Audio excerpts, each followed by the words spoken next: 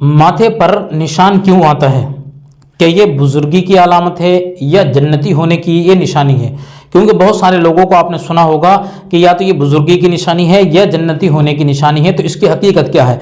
अल्लाह रब्बुल इज़्ज़त कुरान में फरमाता है, सीमाहुम फी वजूहिहिम मिन असरि सुजूद, कि उनके चेहरों पर सजदे की वजह से निशानात होते थे।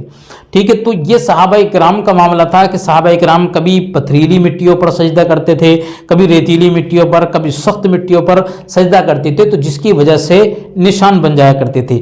अब इसकी हकीकत क्या है? क्या वो इंसान जो है जो लगातार नमाजें पढ़ रहा है तो उसका अगर निशान बन गया तो क्या ये, क्योंकि आपने देखा होगा माथे पर जो है वो बन जाता है, तो क्या ये जन्नती होने की निशानी है, ये बुजुर्ग की है? तो इसकी हकीकत क्या है? तो ना ही ये जन्नती होने की निशानी है और ना ही ये बुजुर्गी की निशानी है, क्योंकि जन्नत और दोज़ख का जो हिसाब व किताब होगा और ये बुजुर्गी का जो वो मामला हैगा, तो ये सारा अमाल की वजह से होगा। अगर अमाल हमारे बेहतर हैं तो जन्नती और दोज़खी का फैसला तभी होगा, अमाल के हिसाब से होगा।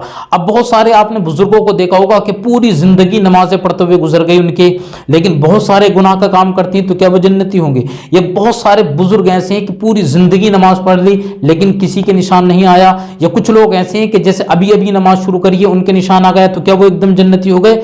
तो इससे जन्नती और बुजुर्गी का कोई अलामत नहीं है, बल्कि ये वैसे ही आ जाता है नमाज पढ़ने की वजह से।